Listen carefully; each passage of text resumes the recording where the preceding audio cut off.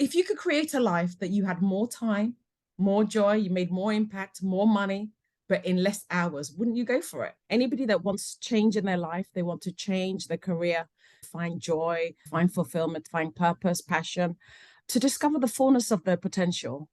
I support people who are on a quest to decide that they're going to live their best life. And it takes one human being to suggest an idea or see you in another way, show you your own mirror of greatness that you've never seen. Nobody has ever told me I was smart. Nobody has ever told me I was brilliant. Hello, everyone. Welcome back to the podcast experience. And thank you so much for your attention today. Well, this is a podcast about life. And my guest today is Amma, and we're going to be talking about life. Amma is a certified confidence coach, and she helps you overcome fears and embrace new opportunities with confidence. And you are a mama of two. Welcome to the podcast, Amma. Thank you. Thank you for having me. I'm happy to be here. Awesome. So just before we hit record, we dived into a few things just about parenting, just about balance, which when I talk to a lot of people, a lot of them talk about, oh, I need to find balance. And we know balance is an illusion, right? But before we dive into that, please tell the audience a little bit about yourself. Who's Amma? Okay, so my name is Amma Primicino. I'm a London life coach. And I'm a mama of two. I'm a mama of Julia, who's 17 years old, and Giovanna, who's 10 years old. I'm married to Alessandro, my husband, and together we raise our two children and try and live the happiest life we can. So I'm an immigrant from Cameroon, and I moved here about 13 years ago. And you're based in London. How long ago did you move? And can you tell me a little bit about what it was like when you got over? So I'm originally from Ghana. I was born and raised till I was 10 years old in Ghana. And in the 80s, there was some kind of a political coup. And that meant my family had to flee from Ghana for refuge in the UK. So I was 10 years old when I got here. Life was difficult to adjust. First of all, I was 10. So from the age of 10, you start to become a bit more conscious and aware of your environment. You become aware of how you fit into your family, your life, school, sort of making friendships. So it would have been difficult years anyway, but doing it outside of my place of comfort and base and familiarity, it was tough to adjust and to get used to it. But in that difficulty, I guess I built some resilience. I built some confidence. I learned to adapt and adjust to new situations. It was really, when they say life is happening for you and not to you, it was one of those things now, years later, with the benefit of hindsight, that all of that was happening for me so that I can be in this position and I can have empathy and have the map and the gateway to support other people who are in transition. Okay. So you mainly help people with confidence and embracing new opportunities, right? You're a certified confidence coach. Mm-hmm. And you said, and I like what you said, that life happens for you and not to you. What are some things that you think happened for you that led to who you are right now, the confidence coach that you are? Okay, so we already just started speaking about the immigrant journey. Yes. If you look at it like this, for me, it's divinely orchestrated, right? In 1982, if I had, my father was in politics and there was an overthrow of the government. So that meant at the time it was like, why is this happening for us? Why is this happening to us? Is a question most people will ask. You don't understand it. But if you sort of lean into faith, it was divinely orchestrated so that I would be raised in a different country, be bilingual, and have the opportunities, the kind of opportunities that I've had. So there's that, and there's many things. I also went back to Ghana to live at some point.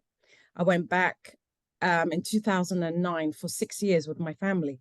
So my husband is Italian, and it was a journey and a half for him also to learn how to live in a third world country. Wow. Run a business. We ran a business and just navigate what the role reversal feels like, when you are the minority. So that was also an interesting experience. But it was also important for me because with my children being biracial, I needed them to be confident fully about their identity, who they are, where they're from. They're never going to get that. It's the way they got it now if they didn't have those 6 years of residing in Ghana, celebrating their culture, their heritage, where they're from, and having a clear sense of who they are. And then from this point, they can fly out the nest, having that core fundamentals and their foundation rooted in culture and heritage. Hmm. You know the rabbit hole I want to dive down in right now? What's that? The kids' experience in Ghana. How old were they when they went over? So my son Julia was 2 years old when he went over, and Giovanna was born. I came to give birth here, but I went back with her. So she lived there from baby, newborn. Yeah. So Julia lived there from the age of 2 until he was also 9 or 10, like when I moved to England. Okay. And the Yeah. bigger kid was around 11 years old when when you guys came back. My son, he was 10 years old when we came back, and my daughter was 3. Okay. Yeah. But he had spent already 6 years there. Okay. So he went when he was 4. Okay. So he wouldn't have much of a UK-based experience to compare to before going to Ghana. He wouldn't have had much of a UK-based experience to then compare to what is there. And the reason I'm asking that question is when I think about my kids, right, the 10-year-old, sometimes she comes to me and she asks questions about things that her friends have said in class because she's never been to Africa. Oh. But I always tell her stories about it. But the stories I tell her are very different from the stories that she hears from their peers in class. So she came one time and she was asking me, okay, mommy, who are the people that live on trees? I'm like, so if I were to take her at this age and take her back to Cameroon or any place in Africa, the surprise would be enormous because all the things they have heard about in class, they're completely untrue. And so I was going to think maybe your kids had that from school that they were then going to compare it to what they actually saw when they got on the ground. Ida. So the representation of Africa that the West likes to showcase is true, but it's not the only truth, right? There is adverse poverty. Yeah. There's like the whole world, only 1% live above poverty. Yeah. Right? If you have running water, a roof over your head, a salary, you're part of the 1% group. So that's not a lie. And when you go to Africa, you see that as well. Yeah. Then there is also that 1% class who are living above anybody you meet in America. Yeah. And that exists. But the narrative that's repetitively played, so then it programs people to have an expectation of Africa being that country of extreme poverty with kids with flies. You know, like, do you know Trevor Noah, the comedian? I love him. He's so funny. He has a joke. He said it's a Hollywood fly, right? So you know that one. Oh, I know the joke. But tell it. I want to hear it again. For your viewers who don't know it, Trevor Noah tells this joke about there must be that one fly that they audition to be in all the commercials that sits on the children's face, you know, and yeah, that's the image you see. But I have to also say that social media is helping for things to change. Now we're exposed to African music in the UK, for example, and I'm sure in America, because BET this year, for instance, they had a lot of Afrobeat artists making way and winning awards, mainstream awards, not category awards for, you know, world music, but actually mainstream awards were going to Afrobeat artists. So things are changing, but it's a long way away from fully change. But you know what, Ida? I kind of quite like it. I like Africa being that kept secret. It's like knowing about a gorgeous, unspoilt beach. Because the minute the news get out how amazing it is, people like you and I can't afford to go back home. True. And I think that's happening in expensive. Ghana right now, right? I think a lot of Americans are, okay, we're not telling anybody. Please, in Africa, we live on trees. We live on trees, we live among the lions. Don't go there. But anyway, coming back to how that would have affected my children, this is why I took them back home, for them to have a lived reality of, oh my God, they went to school there, they have friends there, you know, Ghana, or I'm assuming any third world country, but I'm just saying Ghana because that's where I know, can afford you identical lifestyle to what we live here. There are challenges, there are unique challenges that we meet there, but there are also unique conveniences and a way of life and insights and perceptions and ideologies that you won't get anywhere else. First of all, what I noticed about my 6 years of living in Ghana, I got gratitude like I've never got it anywhere in my life. there are some basic fundamentals that we take for granted here, like what we talked about, running water, Yeah. electricity. There were parts of my journey where during the week, the lights will go off in the middle of Yes. dinner, light off. And that can sound like an adventure here, but imagine this conversation. You planned a meeting for 7 o'clock in the evening and damn, the internet goes off. It's not the end of the world, but we've got so used to having everything. You know, you can order something from Amazon and you get it the same day. But it helped me to slow down. It helped me to notice things that I don't notice and I take for granted. And it helped me to be extremely grateful for the basics. Like even stepping in the sea and feeling that seawater cold in that heat touch my toes. Like my senses were awake. Or the smell of rainwater, tropical rain is a different experience, you know, Yeah. like the heavens really open up and you're having this experience of marveling at how wonderful nature is, you know, in a way that rain here is just a little different. So you don't step into the magic of nature as you do there. Yeah. And also seeing poverty, you know, seeing how much we have in comparison to how little some people have. When I say little, I mean little. It was really extreme and it was hard to be experiencing that, witnessing that. But there's only so much you can do. And whatever you can do, even if you help one person, you did something, you know. So I enjoyed my children growing out of their clothes and toys. And the joy of just opening my car door and handing it over to a little child and the mum not expecting it and thinking, oh my God, Yes. why? What is this? You know, Yeah. it was beautiful to be able to give generously to people, but it's just things that I had more than I needed, and it was a nice experience to give back. And also, while I was going back home, I'd always come to the UK on summer holidays with the kids. So whenever I'd go back, all of my friends will give me things, knowing that I'm going to give it away to people who would really appreciate it, and taking photos and sending it back to them gave them joy to think, oh, look at this, my Yeah. clothes, my shoes, things that I didn't want is actually really making a difference. So Yeah. yeah, that's That's what I so would say. true. And I do have a bunch of those things as well. And sometimes like I feel so bad having to put it away in the trash. And I actually I actually force myself to carry it and go drive around and find a donation box where I could put it there. Because to me, I'm remembering what it was like growing up, right? Thinking about there were times that we didn't have enough. Lots of times we didn't have enough. And there were times that this secondhand clothing that came also from the West served us as well. And so when I sit here and I see how much I do have, and I think about the little Ida who might have really loved this thing, it breaks my heart to see the kind of wastage that we do sometimes around here. Yeah. So it's really beautiful what you said, and that you were able to actually take some of those things, gather it from your friends, and just go back and give it to them. And just the joy that brings. It's something money can't buy. Just the feeling No, that you get from that. it's very important. We still do it every year. In the UK, they have something they call a door-to-door service. A company comes to my house, pick it up from here, and they can take it to another address in Ghana. And I still get my friends are still used to collecting things and pass. Amma, are you doing a door-to-door? And they'll bring me stuff, and then I'll ship it and bless somebody else with it. So I enjoy that opportunity to give, even if I think I don't have a lot now. I know I have a hell amount more than the average person in Ghana. So yeah, that was good. Well, that's beautiful. All right, let's dive into your business. So you're a certified confidence coach, and do you mostly work with women or you work with anybody? And what got you to start your business? It's so funny you should ask me if I mostly work with women, because at the start of my career, I was encouraged to niche down, right? As we all are.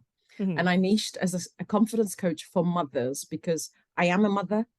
I have the map to help mothers create harmony. And that's basically been my outreach. But the more I stepped out into speaking, creating content, I have a lot of male clients as well. So, yes, I give anybody the confidence to step into a transition. Anybody that wants change in their life, they want to change their career, change the way they're living their life, to find joy, to find fulfillment, to find purpose, passion, to discover the fullness of their potential. I support people who are on a quest to decide that they're going to live their best life. And I give them the tools, the strategies, the resources to establish the habits, the routine, break their goals down into mini steps. Okay, so Amma, can you tell me about one of the most fulfilling transformations that you have had while working with a client, either for the client or for you, but I think more for the client, a transformative experience with them? I think personally, every transformation is extremely fulfilling. There's something very sacred about coaching, okay? It's the rare time you have in life where somebody will open as the coach, open a safe container for another human being to explore what's possible for them, what's bothering them, what's been hurting them, what's been standing in their way. And the minute they get a shift, an insight, an idea about, life doesn't have to continue this way, there's another way. And they go do it. And you see that joy, that happiness, that growth in them. Every transformation is exciting. But I have to be biased. The transformation that excites me the most is my own transformation. Okay. My own transformation, because I came from a paradigm, a mindset, an upbringing that I had to do a lot of unlearning to relearn a new way of thinking, being, especially around being a woman and motherhood. I'm the only daughter out of 6 children. So I'm surrounded by boys and a very masculine energy. And then contrasted, as an African woman yourself, you might understand about the way cultural expectations had for women. Yes. My parents never saw me as one of their children going to university. They wanted me to go to school, get a secretarial job, and get married and have children. That's what the vision they had for me. Yeah, very typical, right? Very, very typical. And there's nothing wrong with that. My mother followed that path and she's a very successful, very happy woman. There's nothing wrong with that. Yeah. But I had an uncle who came home, like when they're visiting from Ghana to England, and he was the first person to tell me that, you're so intelligent, you're bright. And it takes one human being to suggest an idea or see you in another way, show you your own mirror of greatness that you'd never seen. Nobody has ever told me I was smart. Nobody has ever told me I was brilliant. He was the first to tell me that. And he said to me, yes, I know what your parents want for you, but I think you can go bigger than that. I think you can go further than that. I would like to see you go get yourself a master's degree and then follow the marriage and everything else and see, just have that in the bag. Because if you do nothing with it at all in your career, at least you'll raise super bright children. Wow. At least you'll raise super bright children. You won't need a private tutor. You won't need after school activities because you have the capacity to expand your own brain. So you will have the strategy to help them expand their brain. Knowledge is just an expansion of the muscle, the brain muscle. Yeah. And if you go and stretch your brain, you'll be able to stretch your children's brain if motherhood is what you choose for yourself. So right from that age, I was about 16 when Uncle Paul said this to me. I had my first aha moment. Somebody suggested something that it hadn't been shown for me. I'm from a family of very great homemakers as women. They're strong women, but they're happy women, they're fulfilled women, but their journey was at home. Their path was at home. And I was perhaps, because when you sometimes you can't be what you can't see. Yes. You can be what you can't see. Somebody suggests it to you and teaches you how and shows you another way. And I had a sense of wonder and curiosity for the first time to say, okay, I don't see any woman in my family that went to university. My parents don't necessarily have carved that path for me, but I'm going to go anyway and see what happens. And I'm so glad I did, because at uni, I met lifetime friends. I got to extend what I was already doing as a refugee, build more resilience, have more courage, step out my comfort zone.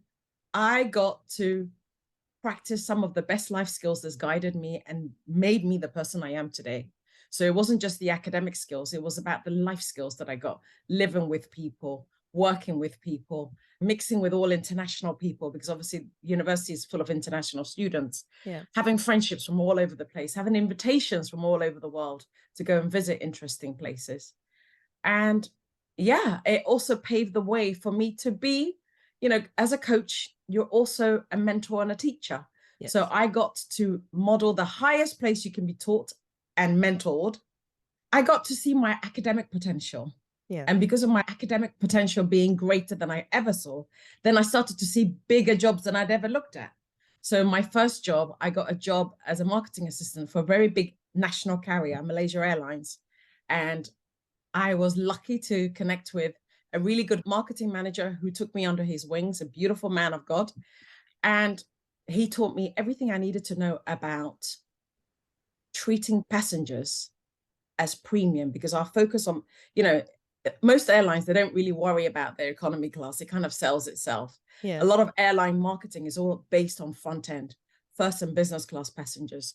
And I was brought in to set up a frequent flyer program for very loyal passengers. And when those passengers enter this special club, it wasn't their standard frequent flyer, it was their luxury frequent flyer. We got to treat them with a different level of recognition that they deserve because of the revenue they gave back to the airline. And I got to firsthand experience what it feels like when you afford somebody, make somebody feel seen and heard. And that's been also the foundation of my coaching. In my space, under my coaching program, I afford people, my clients, with that most premium recognition, allow them to see themselves as first and business class passengers and be comfortable with experiencing a higher standard of life, either in their mind, in their how they see themselves, in their self-care, just the standards. They raise their standards because they get to build the confidence that they're worthy, they deserve it, and that you can travel. We're all on this journey of life. Yeah. You get to choose which cabin you go into, though, starting with how you treat yourself, and the rest will follow. Well, that's beautiful. You have every right to definitely be biased to say that the most transformational experience the most fulfilling transformation is yours. Because if you hadn't gone through that journey of doing the transformation, then the world wouldn't have you as you are. The world would have a lower version of you, and that's not what we need, right? We need you the way you are. And really, with my coaching also, if you look at the content that I create, I truly use my life as my marketing either. Yeah. I can't teach what I don't believe or what I haven't practiced or what I haven't tried on myself. So if I'm talking about fitness, if I'm talking about stepping out your comfort zone, if I'm talking about making bold, courageous, and audacious goals, it's because I've lived it. So my life becomes the marketing content that I share. And this way, I'm able to really give the steps and the strategies because I know it's worked. I won't give you a menu or a recipe or something to follow to lose weight in 30 days if it hasn't worked for me. Right. I know that we've got different bodies and we're coming from different experiences and backgrounds. But generally speaking, as Tony Robbins says, success leaves clues. Yeah. And if you want to bake a chocolate cake, if I give you my recipe of chocolate cake, what are you going to get? You're going to get a chocolate cake. Yes. But when you get good at making my cake, then you can say, all right, Amma didn't say add some whatever that thing is, cranberry, dried cranberry, but I really love a chocolate cake with dried cranberry. So I'm going to try it with that. And then you personalize it. That's a great example. Yes. Because literally a week ago, I was doing a body detox a week ago. And then when I was doing it, all of this pulp that comes out of the carrots, for example, it comes out of all of those things. There are recipes out there for things to do, but I'm like, okay, either you already know what to do with those things, just mash it up and make something. And I did. And my kids are saying, Mommy, what's that? I'm like, it's something. I don't have a name for it, but I know you can use those ingredients and make something, and it's going to be something very edible because you know what to put together. So just to what you're saying, once you can take that success recipe that somebody else has created, then you follow it, and then you can always tweak it up to be the way that you want it to be, right? And it's beautiful that you only make people do what you yourself have actually tried and it worked for you. So how do you find balance, work-life balance? You don't find balance. I don't really believe you go find balance. You don't. I've never left my house, walked up the road. Hey, balance, how are you? You don't find balance. You create balance. Like you don't find happiness. You create happiness. Yes. You find, we're talking about chocolate cake. You make a chocolate cake. You bake a chocolate cake. So balance for me looks, the reason I left the corporate world, let me tell you how I found my version of balance. I left the corporate world. As much as I loved my job, I loved traveling, I loved meeting people, I loved the clients, the passengers that I served. They loved me, and it was a very difficult decision to leave. However, I knew that I cared more about helping people to illuminate their brilliance, more than helping them to sit comfortably in flight and get to a destination. Okay. Yeah. So that's the beginning of my balance journey. It was about understanding who I am, where my strengths are, and how I want my life story to be told. I took my own script in my hand and thought, right, if every year is precious and we don't know how many years we're going to get here, I don't want to wait. I've enjoyed this chapter of my career, but I don't want to waste any more of it, because I became a mum and I cared more about being an amazing mother. An amazing mother looks like different things to every mother. But my version of an amazing mother was to be a present mother, because I wasn't present in all my motherhood journey. The first 10 years, my husband and I were running a gym. We had a cafe. We were doing many things. We were expats in Ghana, as I explained to you. Yeah.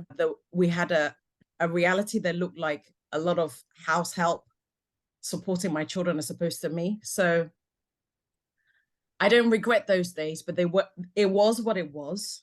Mm-hmm. But being more conscious about, I'm designing my destiny, finding balance meant I had to trade. Life is always a trade-off. Okay, if I step off the corporate ladder, I don't have the same, at least I thought at the time, for a while, I'm not going to have the same income. Yeah. But I'm going to have time at home. And then time at home also, for some women, doesn't fulfill. I tried a couple of years at home, full-time mom, doing everything with schools, PTA, every play, everything. I was there. But there was always something that didn't complete me. Yeah. And the completion was through COVID. I learned about life coaching, and I realized that I can create a life that meets me where I am right now. This chapter of life is unique, is going to pass. I have a 17-year-old son, as I told you. Yeah. He's in 18 months time going off to university. We're already applying for that. And I have a 10-year-old daughter. I don't want to miss what more than I've already missed. And my mom modeled this part to me. She was a stay-at-home mom until she was 50 years old. Her last child went off to university, and then she built her life, her career, like you'd never believe it. She really went for it. So I also know that life can also begin at 50. Yeah. So, so my balance looks like this. It's a fusion. It's a fusion of motherhood and my passion. I can wake up at home, take care of myself, first of all, start the day early, an hour, make time for my physical health, because in the corporate world, I didn't have time for me. Yes. It was go, go, go, go, go. I didn't have really time for my children, if I'm honest. Half the time I was screaming at them to just swallow their dinner and let's get moving, and running from a meeting or work to go pick them up from whatever after school club I'm running late to go and pick them up from. Because also when you reach a certain level in your career, especially as a woman, and this is my reality, it's not everybody's, I also wanted to play like the boys, I also wanted to be social and go for drinks and stuff like that. But because you feel like you have to do it all. But I don't have to do it all. I had a choice and I stepped down. And right now, this version of me is exactly what I would want for me, and I would want for my children, because I would live with no regrets. I get to be there for my children and support a few people through transitions by just bringing me. I am enough. What I've lived through, what I've learned, what I've experienced is enough to empower and illuminate another human. And I couldn't ask for more. Oh my God, that is so beautiful. You've spoken for a lot of women. I myself, I went through like a lot of what you're talking about. And I think it's last year when I walked away from my corporate job, because I was that parent who, you want to be there for your kids, but you have all of this ambitions, you have all of this that you want to do at the same time. And I think, I don't remember who said it, but somebody said something like, the society expects women to work like they have no kids, but also parents like they have no work. They don't have a job. And I think because we're trying to create a balance, like the amount of time I spend with my kids should be the amount of time I spend at work. Like that is an illusion. It doesn't happen. You're always going to trade off something, right? And at some point it's about looking at it and saying, hey, will I regret the decisions I'm making right now? Will I regret not being there for my kids right now? Or would I regret moving away from that corporate job? Or which one is it that I'm going to regret the most? And if you can minimize your regret, then I think for you, minimize your regret, but know who you are, know what it is you want, and you can create balance for yourself. And balance is not the same for everybody. Because some people will definitely look at you like, am I seriously moving away from this amount of money, this corporate job to go be at home?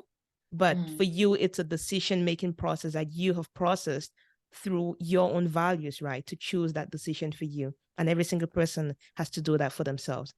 I'd 100%. But I also want to add that human beings were born to create.